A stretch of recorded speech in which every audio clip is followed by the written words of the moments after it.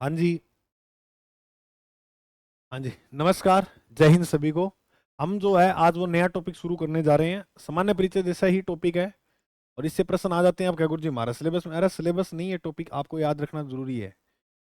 Topic का नाम है राजस्थान के प्रतीक। राजस्थान के प्रतीक सभी भर्तियों के लिए होता है ये टॉपिक। नहीं, प्रतीक तो अपना अठाई होना चाहिए राजस्थान के कौन कौन से हैं। आज जो अपन टॉपिक पढ़ेंगे उसका नाम है राजस्थान के प्रतीक। सर प्रतीक में ये तो बताओ आता क्या है? प्रतीक में आता है जैसे राजस्थान का राज्य वृक्ष कौन सा है, राज्य पुष्प कौन सा है पशु कौन सा है ना, राज्य पक्षी कौन सा है, राज्य खेल कौन सा है, राज्य नृत्य कौन सा, राज्य शास्त्रीय नृत्य जो है राजस्थान का वो कौन सा है। इस प्रकार से जो है वो प्रश्न देखने को मिलते हैं। सबसे पहले मैं आपको जो बात है वो बताने जा रहा हूँ राज्य पशु के बारे में, यानी डांगरा बारह पढ़ांगा सारों पहला। डांगर का भी एक अलग महत्व होता है मेरे दोस्त। प्राचीन टाइम में युद्ध होते थे ना, में डांगर का रोल बहुत तगड़ा होता था। जैसे अ, हाथी होता नहीं, हाथी हाथी को बहुत ज्यादा महत्व होता था। जैसे भारत को पहलो अंतरराष्ट्रीय विवाह चंद्रगुप्त ने किया था हेलेना के साथ। तो हेलेना के बाप को 500 हाथी दे दिए थे चंद्रगुप्त ने कल। और वे 500 हाथी देखे, चंद्रगुप्त बोले हो दादा। चंद्रगुप्त क्या वो तो सीरी कौन एंटियोकस था क्या, कौन था वो राजा सीरिया शासक। तो हेलेना किसकी बेटी थी जो भी था, उसको 500 हाथी दिए चंद्रगुप्त ने बदले में। तो वो हाथियों को देखे बोला, "अरे दादा इतने बड़े बड़े डांगरों का मैं करूंगा क्या, ये तो मारो सीरिया खा जाएगा एक दिन में ही। इतने 500 हाथी बहुत होते हैं।" उसने कहा आप समझे नहीं, युद्ध में हाथी का महत्व बहुत होता है। अब देखो हाथी के कोई सामने से आक्रमण करेगा तो हाथी की सूंड कितनी मजबूत होती है, एक घुमा के मार देगी कि खड़ो को नहीं होए। अब हाथी मान लो जो है पीछे से कोई वार करेगा तो की पूंछ भी बहुत डेंजर होती है हाथी की। वो पूंछ भी पड़ जाए तो 2 दिन तो वैसे नहीं उठेगा। और हाथी की हाइट बहुत होती है, तो साइडों से तो कैसे आक्रमण कर सकते हैं, हाथी पर बैठे व्यक्ति को कैसे मार सकते हैं? इतनी आसानी से नहीं मार सकते। युद्ध पे हाथी का जो है वो महत्व हो, तो डांगरा को महत्व हो, जितना विशाल डांगर होगा सिक्योरिटी होगी। चलो, अब मैं आपको जो है वो पढ़ा देता हूँ। सारों पहला थाने में बताऊंगा बात राज्य पशु के बारे में। इसके बारे में बात बताऊंगा, राज्य पशु। तो राज्य पशु की बात करें तो राज्य पशु है चिकारा। चिंकारा जो है वो क्या है, राज्य। कौन है भाई राज्य पशु? चिंकारा। ठीक है गुरुजी। अब इसकी बातें सुनते जाना। चिंकारा को जो दर्जा मिला राज्य पशु का, वो कब मिला? तो चिंकारा को जो राज्य पशु का दर्जा मिला, वो मिला 22 मई 1981 में। 22 मई 1981 में इसको राज्य पशु का दर्जा मिला। के अंदर लिखना आप, यह एंटीलोप, यह एंटीलोप प्रजाति का जीव है। एक तो बात ये याद रखना, इसका जो वैज्ञानिक नाम मिलता है, हर प्रकार के आपको जो वैज्ञानिक नाम याद रखने जितने मैं लिखाऊंगा, वैज्ञानिक नाम मिलता है गजेला। क्या मिलता है? गजेला। एक बार और बोल दो मेरे साथ, गजेला। गजेला गजेला कई जगह इसको सीधा गजेला भी बोलते हैं, मतलब बढ़िया लगे इसलिए 2 बार नाम लिख दिया, गजेला गजेला। ये इसका जो नाम है वो क्या मिलता है, वैज्ञानिक। चिंकारा दर्जा राज्य पशु का 22 मई 1981 है, एंटीलोप प्रजाति का। इसे छोटा हिरण के नाम से भी जानते हैं। उपनाम क्या है? छोटा हिरण। छोटा हिरण। इसका जो उपनाम देखने को मिलता है वो क्या देखने को मिलता है? छोटा हिरण के उपनाम से जानते हैं। राजस्थान में ये जो मिलता है राज्य में, तो वो मिलता है एक जिले में जिसका नाम है जोधपुर।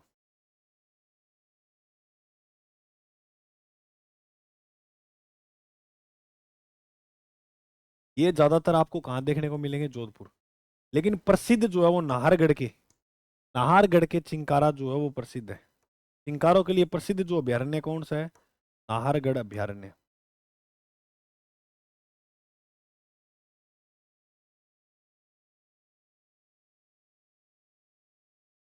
तो चिंकारों के लिए अगर प्रसिद्ध अभ्यारण्य पूछे कौन सा है, तो आप बताओगे जो नाहरगढ़ अभ्यारण्य है, वो चिंकारों के लिए जो है वो प्रसिद्ध अभ्यारण्य जो है वो माना जाता है।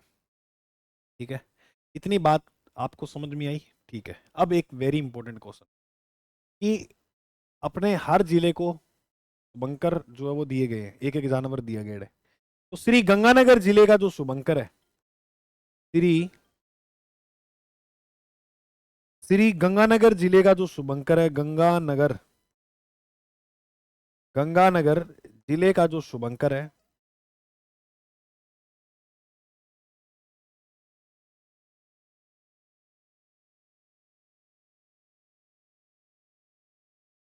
गंगानगर जिले का जो शुभंकर है वो चिंकारा है।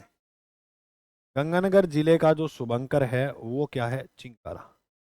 ये बात जो है आपको याद रख लेनी। बोलो रेजागी के बाद ध्यान में। ठीक है गुरुजी, तो ये राज्य पशु के बारे में इतनी बातें पढ़नी है। नंबर एक, चिंकारा। दर्जा राज्य पशु का कब दिया गया, 22 मई 1981 में। एंटीलोप प्रजाति का जीव है, वैज्ञानिक के नाम गजेला गजेला है। बोलो उपनाम छोटा हिरण। राज्य में सबसे ज्यादा जोधपुर में पाए जाते हैं और नारगढ़ अभ्यारण्य कारों के लिए प्रसिद्ध माना जाता है। श्री गंगानगर जिले का जो शुभंकर वो है चिंकारा। समझ में आ गई। अब ये तो हो गया राज्य पशु। अब कई बार गुरुजी हम कहीं कहीं जगह ये पढ़ते हैं राज्य पशु ऊंट भी है। अरे भाई, ऊंट जो है ना वो राज्य पालतू पशु का दर्जा दिया गया है।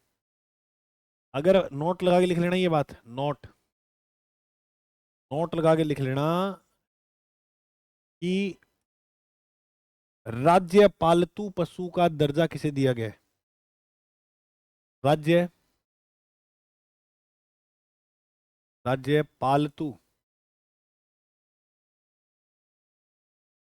पशु का दर्जा। राज्य पालतू पशु का जो दर्जा दिया गया है, राज्य पालतू पशु का जो दर्जा दिया गया है वो आप याद रखोगे, वो दिया गया है ऊंट को।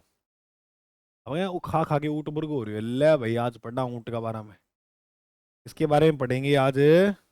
आज अपन जो है वो जानेंगे ऊंट के बारे में। पढ़े, चल ठीक है। ये दर्जा जो दिया गया वो कब, 19 सितंबर 2014 को। 19 सितंबर 2014 को या 14 में जो है वो ये दर्जा जो है दिया गया। 19 सितंबर 2014 में ऊंट को दर्जा दिया गया राज्य पालतू पशु का। ठीक है गुरुजी। राजस्थान में सर्वाधिक ऊंट कहाँ पाए जाते हैं, राज्य में सर्वाधिक। और एक प्रश्न फिर बन सकता है, न्यूनतम ऊंट बताओ कहाँ पाए जाते हैं राजस्थान में। एक तो सर्वाधिक का बन जाएगा कि न्यूनतम। राजस्थान में सबसे क्षेत्रफल में जो बड़ा है या डेजर्ट जहां ज्यादा है वहां ज्यादा है, और जो नया जिला है उसमें कम है।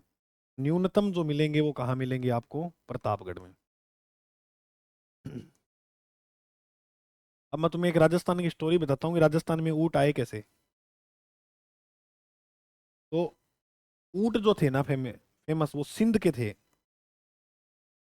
इधर ऊपर पंजाब प्रांत था पाकिस्तान में, इधर सिंध। और अपने मारवाड़ क्षेत्र में यहाँ पर एक लोक देवता पड़ते हैं जिनका नाम है पाबू जी।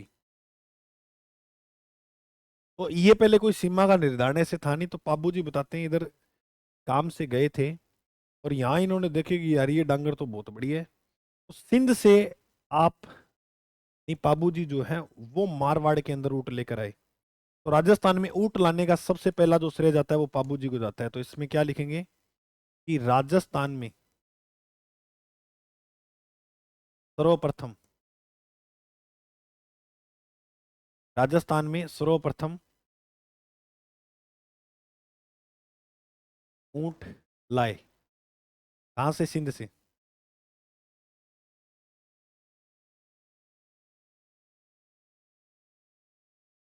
राजस्थान में ऊंट लाए।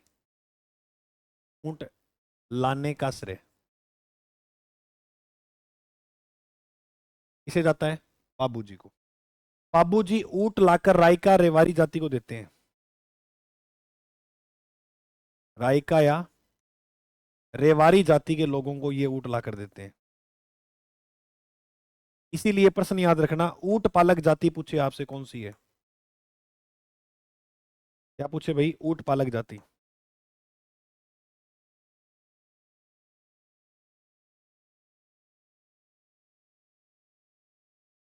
तो वो आप बताओगे कौन सी, रायका या रेवारी।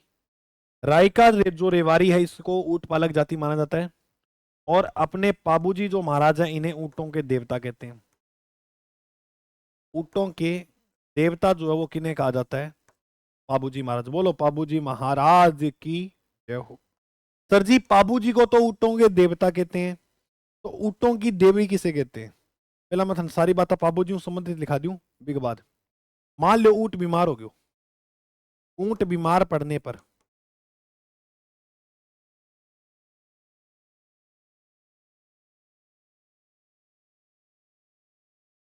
बाबूजी की फड़ बांची जाती है।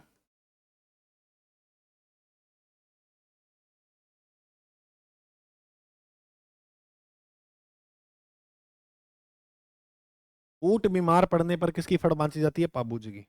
ऊंट बीमार पड़ने पर बाबूजी की फड़ बांची जाती है जो नायक या आयरी जाति के बोपो द्वारा,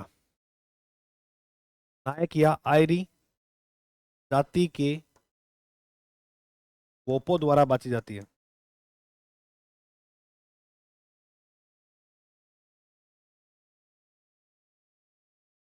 नोट लगा एक प्रश्न लिख लेना।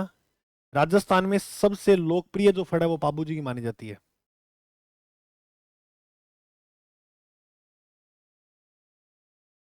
राजस्थान की सबसे लोकप्रिय फड़ बाबूजी की है। अच्छा ये जो फड़ है ना, ये जो फड़ है वो बांधी जाती है रावण तवाद्य यंत्र के साथ।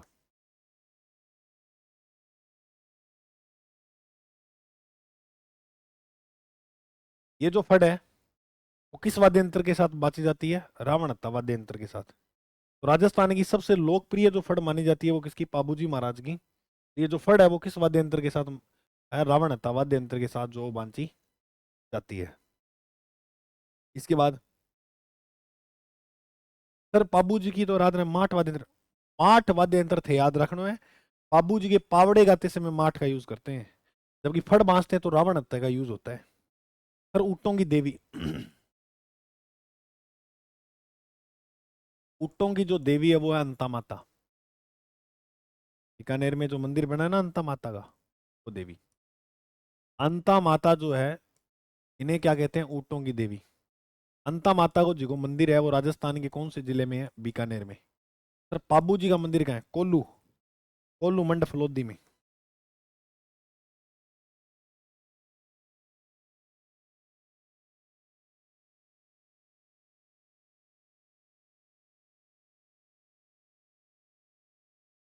ये पाबू जी का क्या बना हुआ है मंदिर, कहाँ पर? कोल्लू मंड फलोदी में।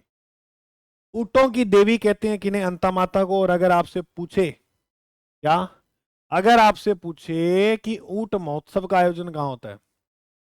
ऊंट महोत्सव, तो ऊंट महोत्सव तो गुरुजी लागा बीकानेर। बीकानेर में लगता है, जनवरी के महीने में लगता है, जनवरी के महीने में लगता है। ये बात भी आप याद रख लें। ऊंट महोत्सव बीकानेर में कहा? जनवरी के महीने में। अब एक और याद रखना, ऊंटों का मेला भी लगता है। ऊंट बिक्री के लिए जो प्रसिद्ध मेला है, ऊंट बिक्री के लिए जो प्रसिद्ध मेला है, ऊंट बिक्री के लिए जो प्रसिद्ध मेला है वो है पुष्कर मेला। इसे रंगीला मेला भी कहते हैं। रंगीला मेला कहाँ बढ़ता है गुरुजी? अजमेर में बढ़ता है मेरे भाई। रंगीला मेला लगता है कार्तिक पूर्णिमा को। ये सारी की सारी बातें आप उतार लेना मेरे दोस्त अच्छी तरह से, यानी यहां से प्रश्न अटक जाएगा एग्जाम में। मैं आपको जो जानकारी दे रहा हूं ये आप उतार लेना। ऊंट बिक्री के लिए जो प्रसिद्ध मेला है वो पुष्कर मेला, रंगीला मेला भी कहते हैं। पुष्कर मेला जो है वो कार्तिक पूर्णिमा यानी नवंबर के महीने में बढ़ता है। ऐसे ये महीने पढ़ोगे ना आप कार्तिक, तो ये कोई फिक्स नहीं होते जैसे एक महीना। लेकिन पूर्णिमा आ रहा है इसलिए मैं आपको बता रहा हूँ कि नवंबर का महीना है।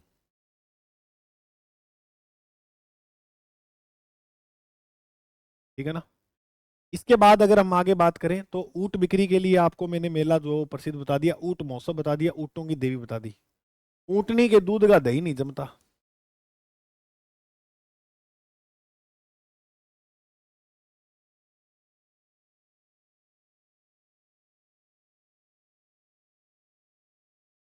क्यों नहीं जमता, क्या कारण है? इसके दूध में कैल्शियम नहीं होता।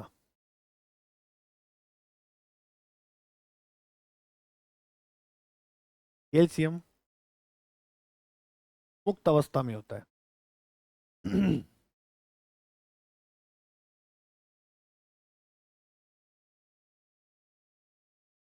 कैल्शियम जो है वो मुक्त अवस्था के अंदर होता है।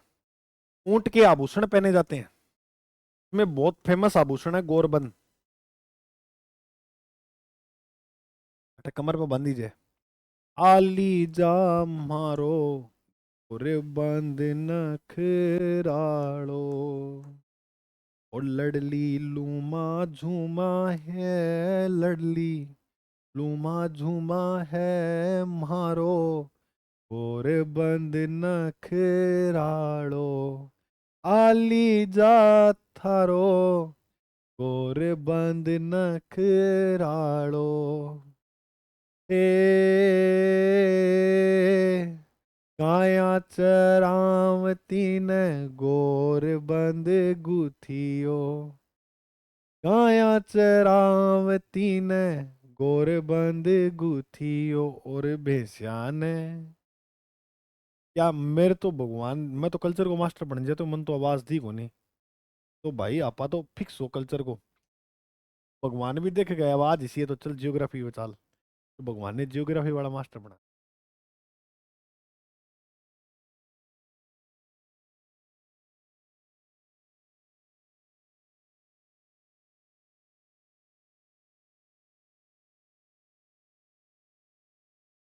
तो आभूषण की सुपेरी जो है गोरबंद।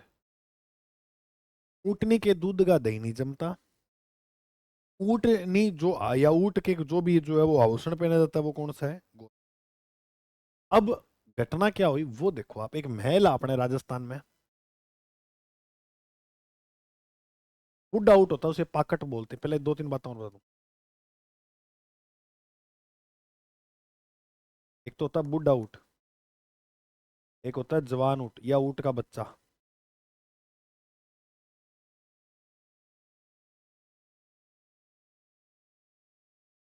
ऊँट का वुड आउट होता है उसे पाकट बोलते हैं, पाकट है वो।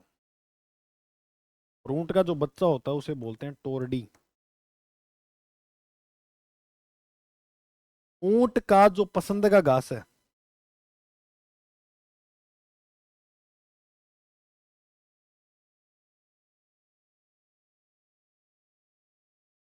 ऊँट का जो पसंद का घास है वो कौन सा है पता है आपको? वो है बाखड़ी।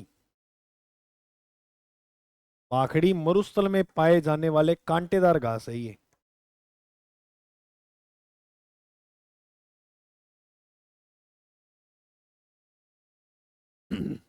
कैसा घास है? कांटेदार। बोलो समझ में आई इतनी बात? ठीक है, चलो आगे। एक महल है राजस्थान में। इस महल का नाम है मुबारक महल।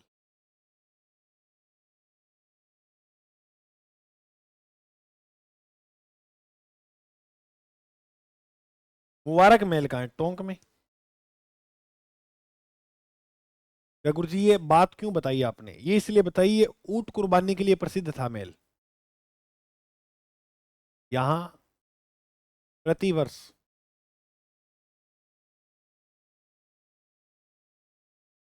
ईद के अवसर पर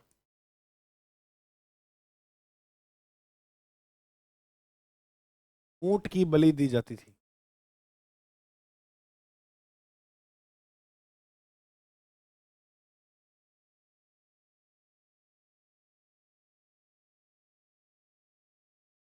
यहाँ पर प्रतिवर्ष प्रति ईद के अवसर पर किसकी बलि देते थे? ऊंट की।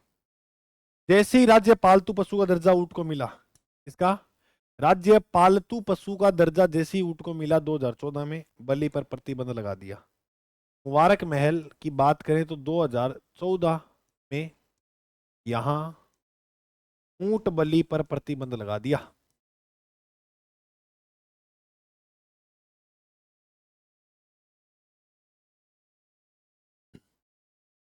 ऊंट बलि पर क्या लगा दिया भाई? प्रतिबंध लगा दिया। ये हो गया ऊंट के बारे में जो है वो जानकारी। बोलो, समझ में आई? कोई दिक्कत? अभी हमने डांगरों के बारे में जो है ऊंट के बारे में बात जानी। ऊंट को राज्य पालतू पशु का जो दर्जा दिया गया, वो दर्जा दिया गया 19 सितंबर 2014 में।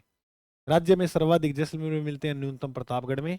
बाबूजी राजस्थान में सबसे पहले ऊंट लाए थे, कहां से लाए थे? सिंध क्षेत्र से। रायका रेवारी जाति को लाके दिए। ऊंट पालक जाति हो गई, ऊंटों के देवता पाबूजी हो गए। ऊंट बीमार पड़ने पर पाबूजी की फड़ बांधी जाती है। रावण हत्या वाद्य यंत्र के साथ जो है वो नायक की आयरी जाति के भोपे जो भांजते हैं। राजस्थान की सबसे लोकप्रिय फड़ पाबूजी के, पाबूजी का मंदिर कोल्लू मंड में फलोदी में है। ऊंटों की देवी अंता माता है। ऊंटों के मूत मौसम बीकानेर के फेमस है। ऊंट बिक्री के लिए प्रसिद्ध मेला पुष्कर का लगता है। ऊंट के दूध का दही, ऊंटनी के दूध का दही नहीं जमता क्योंकि कैल्शियम नहीं होता है। कैल्शियम मुक्त अवस्था में होता है। आभूषण गोरबंद और बूढ़ा ऊंट को पाकट बोलेंगे। ऊंटनी का बच्चा वो बोलेंगे टोरडी। पसंदीदा घास कौन सा हो गया? बाखड़ी। फिर एक महल है मुबारक महल टोंक में। यहाँ पर ईद, प्रतिवर्ष ईद के अवसर पर ऊंट की बलि दी जाती। 2014 में इस बलि को क्या कर दिया भाई? बैन कर दिया, प्रतिबंध कर। समझ रहे हो क्या बात को? चलें आगे, कोई दिक्कत नहीं है। चलो, इसके बाद यदि हम आगे बात करें, हम पढ़ेंगे अब राज्य पक्षी। राज्य राज्य पक्षी पढ़ा दोगे? राज्य जो पक्षी है, हाँ, लो भाई, राज्य पक्षी।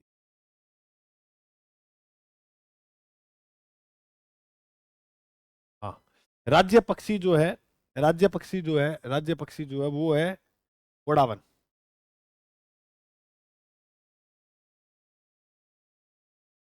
कोडावन ब्रीडिंग सेंटर कहाँ है? अरे सारी बातें बता दी, रुक जा। कोडावन, कोडावन जो पक्षी है, अच्छी हाइट को पक्षी हुआ है, 4 फुट का नेड़ा हाइट हुआ है।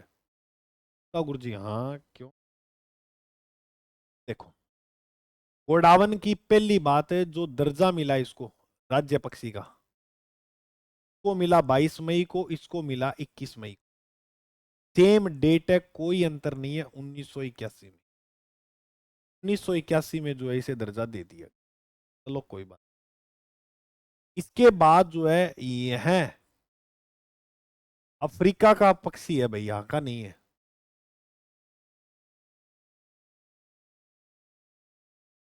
अठा तो आ गयो, रापला राख लियो इन्हें, ऐसे मानो।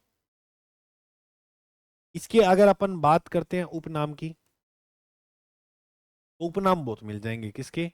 कोडावन के। पहला वेरी इंपॉर्टेंट है, ग्रेट इंडियन ब्रस्टर्ड। ग्रेट इंडियन ब्रस्टर्ड, इसका उपनाम जो है वो देखने को मिलेगा आपको, क्या? Great Indian ब्रस्टर्ड। शर्मिला पक्षी।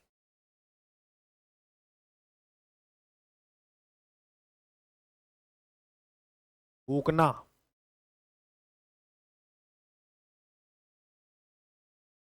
ऊकना पक्षी। सोहन चिड़िया। क्या कहते हैं इसे? ऊकना पक्षी बोल दो, सोहन चिड़िया बोल दो।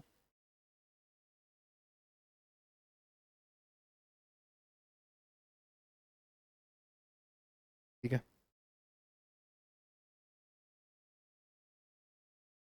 बुरा लिया, माल मोरडी।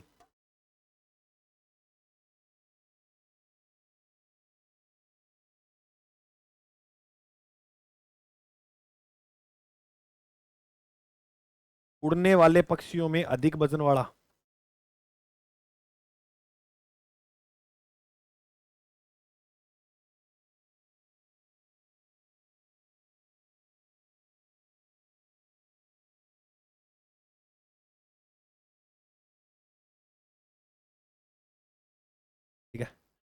के बाद याद रखना सारंग,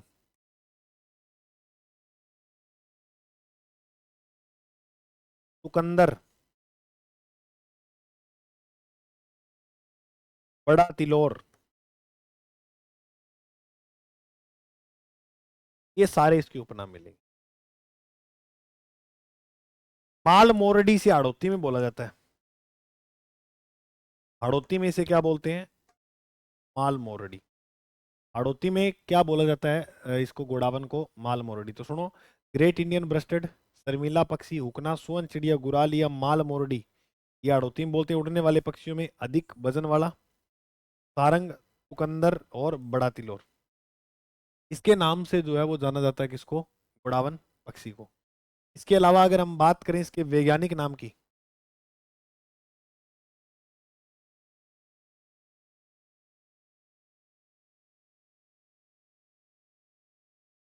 क्रियोटिस नाइग्रीसेप्स।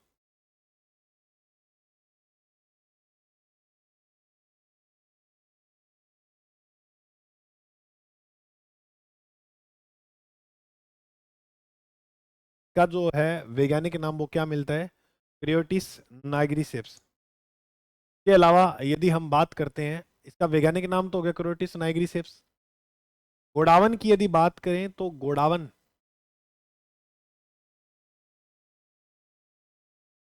की प्रजनन स्थली, ये अपने अंडे जो है वो सेवन घास में देता है। कौन सी घास में? सेवन घास। और सेवन घास राजस्थान में मिलती है, राष्ट्रीय मरु उद्यान जैसलमेर में। या तो सेवन घास मिलेगा ऑप्शन में, नहीं तो आपको मिलेगा राष्ट्रीय मरु उद्यान। ये सेवन घास राजस्थान में कहाँ पाई जाती है? जहाँ राष्ट्रीय मरु उद्यान है वहीं यहाँ ज्यादा मिलेगी, जैसलमेर और बाड़मेर में। सेवन घास इसकी पसंदीदा घास है, बड़े चाव से खाता है इसको। तो गोडावन की जो पसंदीदा घास है वो कौन सी है? वो है सेवन घास। अब देखो, गोडावन जो है वो आपको कहाँ कहाँ देखने को मिलेगा? गोडावन की अगर हम बात करें तो इसकी प्रजनन स्थली कहाँ कहाँ मिलेगी? प्रजनन स्थली ये कहाँ कहाँ जो है वो इसकी प्रजनन स्थली है। तो एक तो अगर हम बात करेंगे प्रजनन स्थली की, एक तो हो जाएगी यही जो अभी हमने पढ़ा, राष्ट्रीय मरु उद्यान। राष्ट्रीय मरु उद्यान कहाँ पर है? जैसलमेर के अंदर। दूसरी प्रजनन स्थली हो जाएगी सांकलिया में।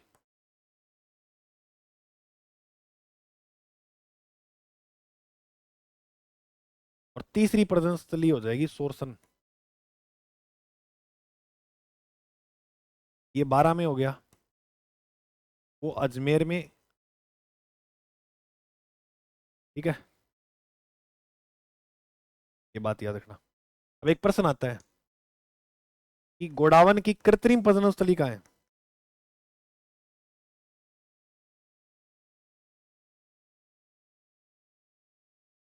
प्रजनन स्थली कृत्रिम मानव निर्मित यानी, तो वो है रामदेवरा में। रामदेवरा कहाँ है? जैसलमेर। सुनो, गोडावन की प्रजनन स्थली राष्ट्रीय मरु उद्यान, सांकलिया, अजमेर और सोरसन 12। गोडावन की कृत्रिम प्रजनन स्थली पूछे तो आप याद रखोगे रामदेवरा। और रामदेवरा कहाँ है? रामदेवरा कहाँ है? जैसलमेर। राजस्थान के अंदर पहली बार पक्षी जो अंतर्राष्ट्रीय महोत्सव है या सम्मेलन है वो कहाँ आयोजित होता है? तो लिखो, राजस्थान में या राज्य में प्रथम पक्षी अंतर्राष्ट्रीय सम्मेलन, अंतर्राष्ट्रीय जो सम्मेलन है का आयोजन कहाँ होता है? 1980 में आयोजन होता है। कहाँ पर? जयपुर में। पहले अंतर्राष्ट्रीय की बात करें सम्मेलन की, पक्षी सम्मेलन जो है वो कब होता है? 1980 में। और कहाँ हुआ था? जयपुर में। तो पहला राज्य का प्रथम पक्षी अंतर्राष्ट्रीय सम्मेलन जो है वो जयपुर में हुआ, ये बात आपको याद रखनी है। ठीक है।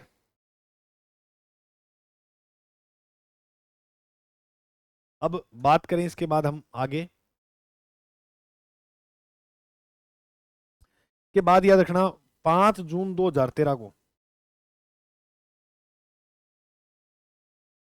5 जून 2013 को राष्ट्रीय मरु उद्यान में, राष्ट्रीय मरु उद्यान में ग्रेट इंडियन ब्रेस्टेड कार्यक्रम चलाया गया।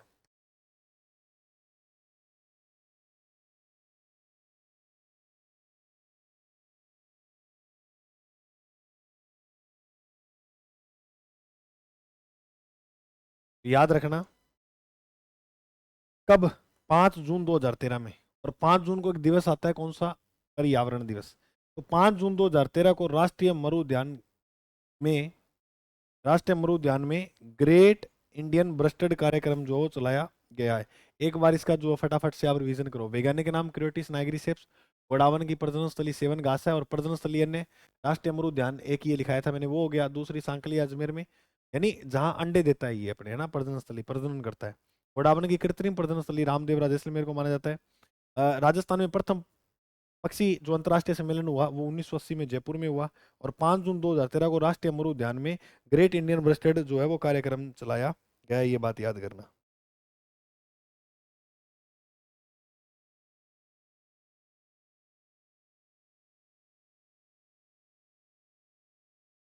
फिर एक बात आपको याद रखनी है कि 2011 में, अब भाई 2011 में,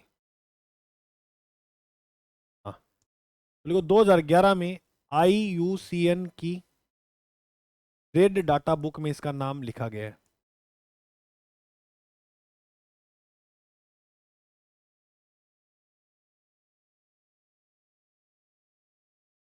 और इस बुक में जिसका नाम शामिल हो गया, इसका मतलब पता क्या है, यानी ये जो गोडावन है के अंदर नाम उसका आता है जो संकटग्रस्त प्रजाति होती है। संकटग्रस्त, ग्रस्त लिख लो, संकटग्रस्त प्रजाति का नाम आता है। तो इसका मतलब ये हुआ कि 2011 में ये बताया गया कि भाई गोडावन जो खत्म हो रहे हैं धीरे धीरे। तो गोडावन एक रेड डाटा बुक लिस्ट में इसका नाम शामिल कर दिया, यानी संकटग्रस्त प्रजाति जो है वो ये बन गई है। संकटग्रस्त प्रजाति जो है गोडावन बन गई। इतनी बात आपको समझ में आई क्या? गोडावन से संबंधित ये जो मैंने आपको फैक्ट बताए, जल्दी से बताओ, ये आपको सारे के सारे समझ में आए? कोई दिक्कत नहीं है? साला आ गया, ठीक।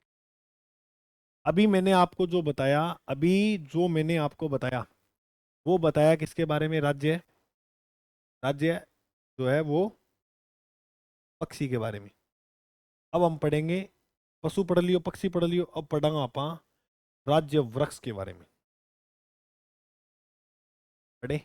हाँ गुरुजी पढ़ाओ, तो पढ़ो।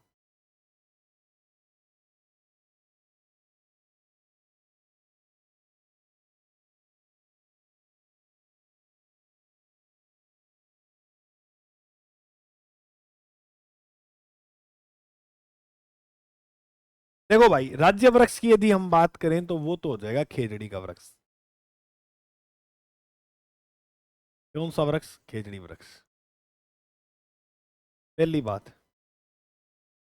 गुरुजी दर्जा बताओ कब मिला इसको? जो दर्जा है 31 अक्टूबर, इनको 2 साल बाद मिला, 1983 में। देखो उनको 21 और 22 मई को मिल गया। सन एक ही 1981। या इनको 83 में, यानी वृक्षों को दोनों, यानी अपने वृक्ष पढ़ेंगे है ना, और पुष्प पढ़ेंगे तो यानी पेड़ पौधों को दर्जा एक साथ मिला, जानवरों को दर्जा एक साथ मिला। राज्य पुष्प, राज्य पशु पूछे, राज्य पक्षी पूछे, उनको दर्जा 81 में मिला, इनको 83 में।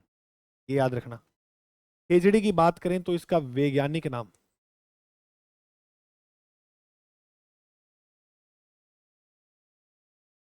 तो इसका जो वैज्ञानिक नाम मिलता है वो मिलता है प्रोसेपिस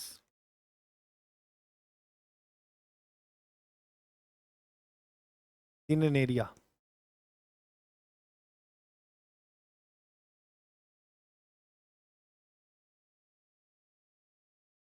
सिनेरेरिया। तो इसका जो वैज्ञानिक नाम मिलता है वो क्या मिलता है? प्रोसेपी सिनेरिया। चलो बात करते हैं खेजड़ी वृक्ष की। जैसे मीन्स ये बना हुआ कौन सा वृक्ष? खेजड़ी।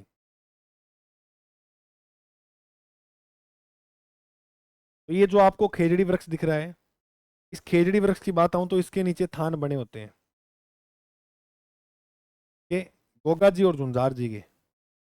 वेरी इंपॉर्टेंट क्वेश्चन है, पटवारी एग्जाम में पूछा गया है। गोगा जी के थान इस वृक्ष के नीचे होते हैं। यहां पर थान जो है एक तो गोगा जी के आ जाएंगे, दूसरे आ जाएंगे झुंझार जी के। एक तो गोगा जी के थान आ जाएंगे, दूसरे किसके आ जाएंगे? झुंझार जी के। इसके अगर हम बात करें गोगा जी और झुंझार जी के थान जो किस वृक्ष के नीचे होते हैं, तो आप इसी को बताओ। ये क्या है गुरुजी? ये है खेजड़ी। खेजड़ी की अगर और बात बताऊं तो इसके उपनाम देखो। खेजड़ी की अगर हम बात करें तो इसके उपनाम देखो। इसे कहा जाता है राजस्थान का गौरव वृक्ष। राजस्थान का या मरुस्थल का गौरव वृक्ष। अब देखो, राजस्थान के गौरव को लेकर 3 प्रश्न आते हैं।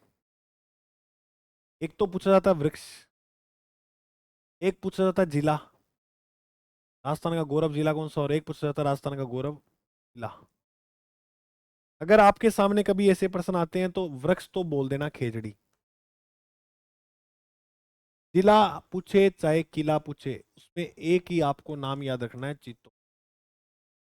जिला चित्तौड़गढ़ और किला भी चित्तौड़गढ़। तो राजस्थान का गौरव वृक्ष खेजड़ी है और जिला और किला पूछे चित्तौड़गढ़।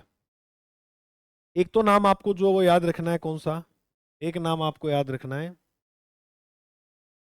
ये राजस्थान का जो है वो गौरव वृक्ष। मारवाड़ का सागवान।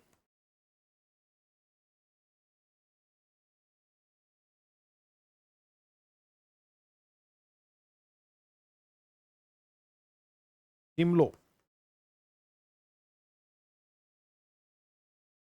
साई गाछ।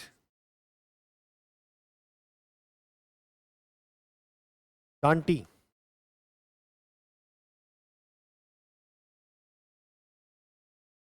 शिमलो राजस्थानी में कहते हैं इसे।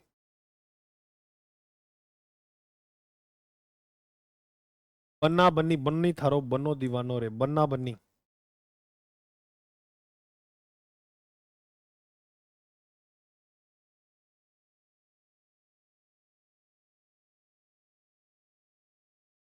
तो साई गाछ होगी, कांटी हो गया, और इसके अलावा याद रखोगे क्या?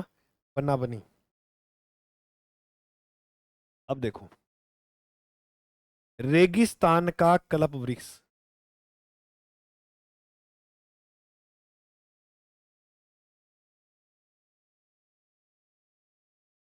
से कहा जाता है, वेरी इंपॉर्टेंट क्वेश्चन है, खेजड़ी को। अब मेरा आपसे प्रश्न है, बताओ कल्प वृक्ष मेला कहां भरता है? तो सुनना, राजस्थान में, सुनना ध्यान से, राजस्थान में तो खेजड़ी है।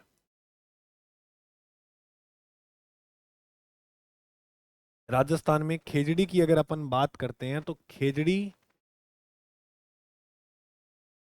सर्वाधिक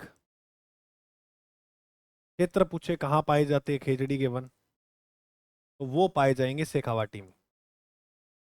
राजस्थान में सर्वाधिक खेजड़ी वन कहाँ पाए जाते हैं? शेखावाटी में। उसके बाद याद रखना, सर्वाधिक किस जिले में खेजड़ी के वन मिलते हैं? जिले की बात करें तो याद रखना जोधपुर। जिले की अगर अपन बात करें तो आप वो जो है, या जिला याद रखोगे कौन सा? जोधपुर। इसके अलावा अगर हम बात करें सर्वाधिक शेखावाटी में, और इसके जो प्राचीन वृक्ष हैं, बाकी अगर हम रियल में जाकर देखें ना, तो ऐसा कुछ है नहीं, किताबों में ही है सिर्फ। प्राचीन वृक्ष ऐसे लिखा मिलता है कि मांगलियावास में थे, आज नहीं है। मांगलियावास, मांगलियावास आप जाना कभी, मांगलियावास में आपको मिलेंगे ही नहीं। वैसे इसकी उम्र बहुत होती है, खेजड़ी 5-5 हजार साल तक उम्र होती है खेजड़ी वृक्ष की। और मांगलियावास जो है यहीं लगता है राजस्थान में, करव वृक्ष मेला। या ऐसे याद रखना, राजस्थान का कल्प वृक्ष मेला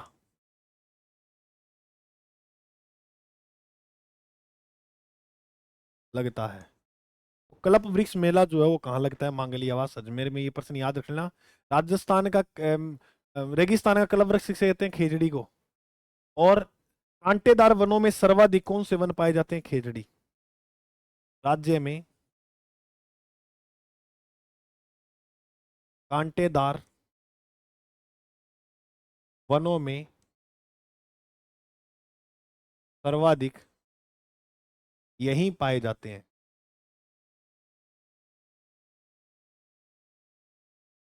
ठीक है, इसके बाद याद रखना खेजड़ली दिवस कब आता है?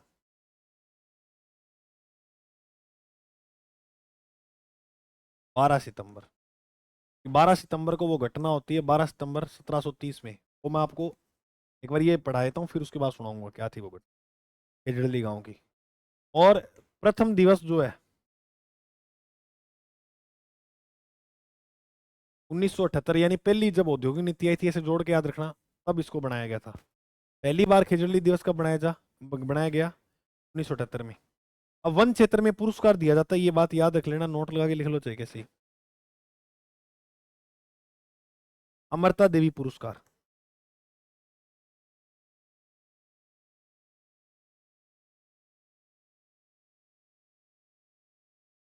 अमरता देवी पुरस्कार की जो शुरुआत है 12 सितंबर को ही हुई थी। 12 सितंबर 1994 में। और पहला जो पुरस्कार दिया गया, पहला, वो कांस्टेबल भाई साहब थे, गंगाराम बिश्नोई।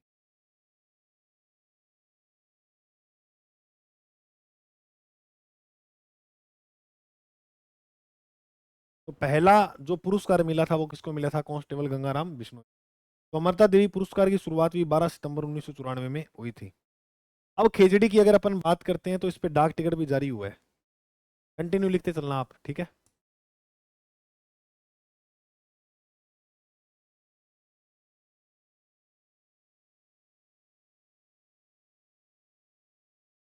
याद क्या रखेंगे?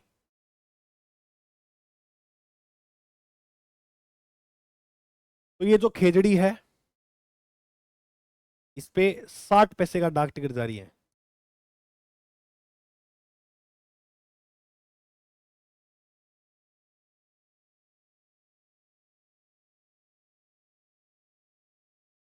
सर ये कब जारी हुआ? 60 पैसे का जो डाक टिकट है वह जारी होता है 5 जून 1988 में। नोट लगा के क्वेश्चन लिख लेना, 5 जून को दिवस आता है पर्यावरण।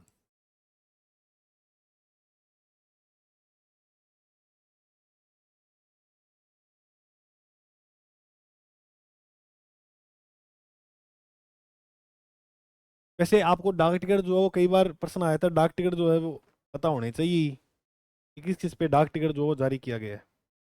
चलो यहाँ मैं लिख देता हूँ मेन मेन जो राजस्थान में क्वेश्चन बनते हैं डाक टिकट को लेकर। 2000 1973 में। एक सन याद रखना है, 1949 में। 73 याद करना है, 50 याद करना है, 2018 याद करना है। देखो 1973 पे 20 पैसे का डाक टिकट जारी होता है। जैसे महाराणा प्रताप पे भी डाक टिकट जारी किया गया है, बनी ठनी पर। 1949 में 1 रुपए का डाक टिकट जारी होता है विजय स्तंभ पर। ये राजस्थान की पहली इमारत थी पे डाक टिकट जारी किया गया था, जिसका नाम क्या है? विजय स्तंभ। तो 9 मंजिला चित्तौड़गढ़ में बनी है। 2018 में 6 किलो पर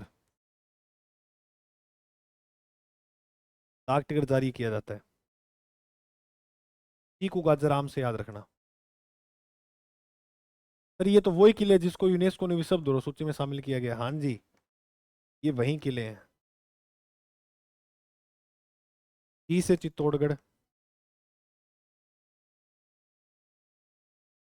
कू से कुंभलगढ़, गा से गागरोन, जय से जैसलमेर, रै से रणथंबोर, आम से क्या हो गया, आमेर। बस एक पर 5 का है, एक पर 12 का है। छोटी संख्या कौन सी है, 5 है तो 5 से शुरू कर गो। 5 का, 12 का, 5 का और 12 का, 5 का, 12 का। या कूरक को याद करो, कूरक, कू, रे और कूर है और ग, इनमें 5 5 का है कूरक पे। कूरक पे किसका है, 5 5 रुपए का। याद कर लेना अच्छा के लिए। तो 5 जून को पर्यावरण डे आता है, ये बात याद रखना। और खेजड़ी पर 60 पैसे का डाक टिकट जारी किया गया है। खेजड़ी की और बात करें तो खेजड़ी की जो है वो पूजा भी होती है, और खेजड़ी का मेला भी लगता है, खेजड़ी वृक्ष का। ये विश्व में एकमात्र वृक्ष मेला भरता है। खेजड़ी की पूजा होती है विजयदशमी के दिन। आपको ये बात पता होना चाहिए, विजयदशमी आती कब है। विजयदशमी आती है आश्विन शुक्ल दशमी को। आश्विन शुक्ल दशमी को। और मेला जब भरता है, मेला जो भरता है, मेला दिलों को आता है, एक बार आके चला जाता है। मेला भरता है बादुआ में, बादुआ में लगा अपने मेला सालों ज्यादा।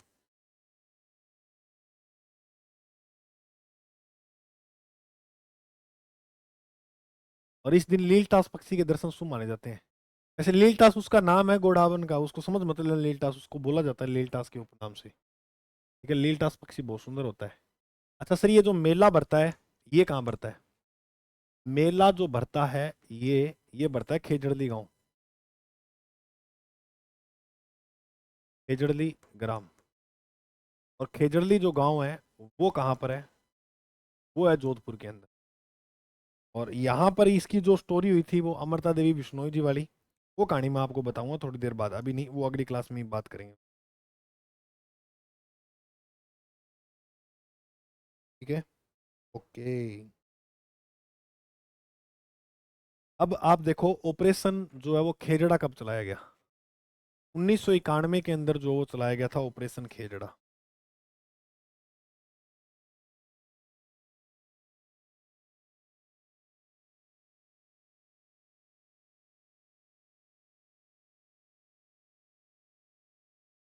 यानी खेजड़ी वृक्ष उगाने के लिए जो है वो क्या चलाया गया, ऑपरेशन खेजड़ा अभियान चलाया गया 1991 के अंदर।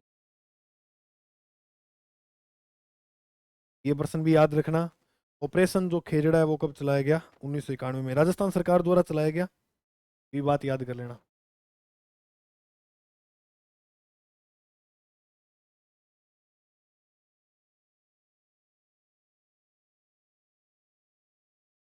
सुरक्षा प्रदान करने हेतु।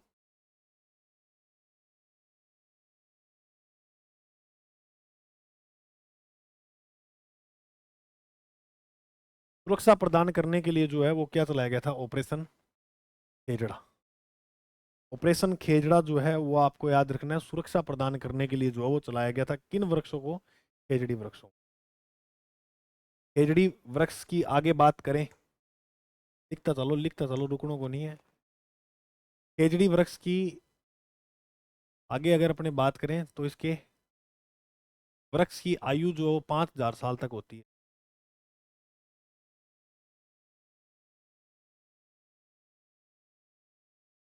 पहली बात। और इसके बाद याद रखना, जो खेजड़ी वृक्ष होता है पे हरी फलियां लगती है।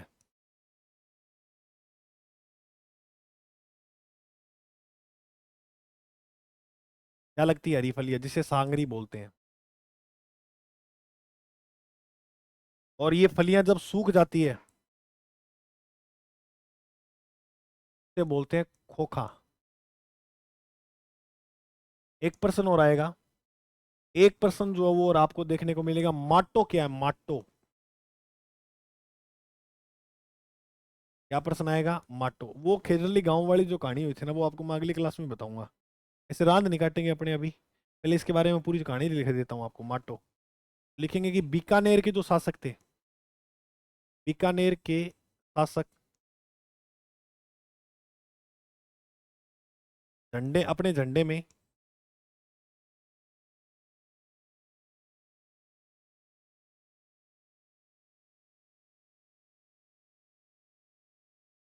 खेजड़ी को प्रतीक, खेजड़ी का प्रतीक रखते थे, खेजड़ी का प्रतीक रखते थे, इसे क्या कहते थे? माटो। तो बीकानेर के जो शासक थे ना, वो अपने झंडे के अंदर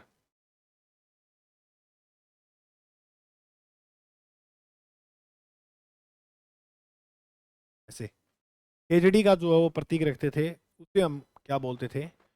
उसे हम बोलते थे माटो। ये जो बताया गया यहाँ, ये क्या होगा? माटो। बोलो, इतनी बात आपको सभी को जो है वो समझ में आई? कोई दिक्कत वाली बात? Very good. नहीं, चलो आज के लिए जो है वो अपने इतना ही पढ़ेंगे जितना हमने जो है वो देखा अभी। सुनो ध्यान। राज्य पशु का नाम क्या है? चिंकारा।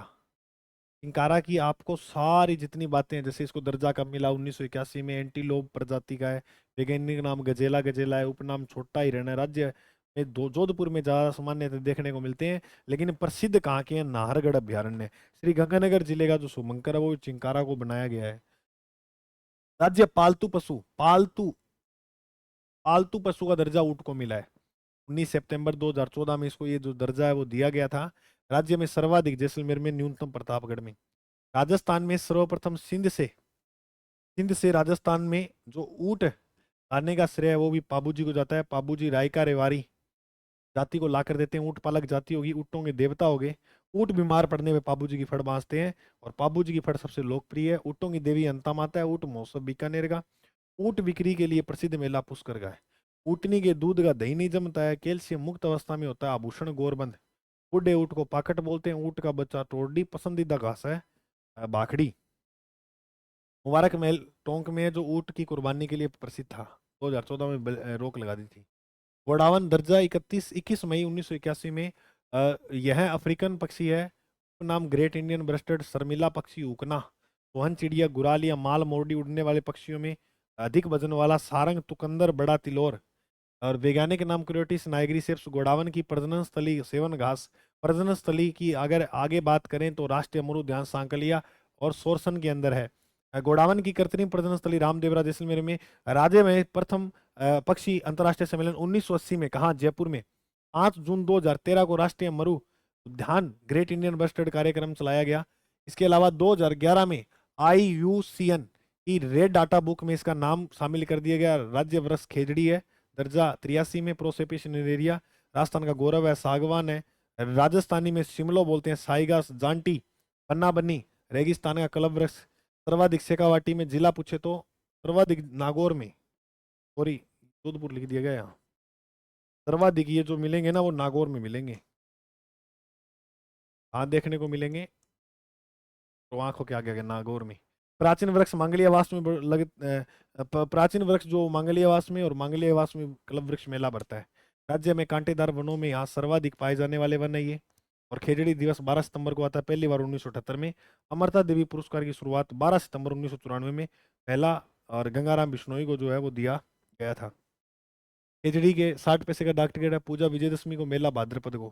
खेजड़ी गांव की घटना भी हम अगली क्लास में देखेंगे। ऑपरेशन खेजड़ा का जो प्रारंभ है 1991 में राज्य सरकार द्वारा सुरक्षा प्रदान करने के लिए जो है वो चलाया गया था इन वनों को।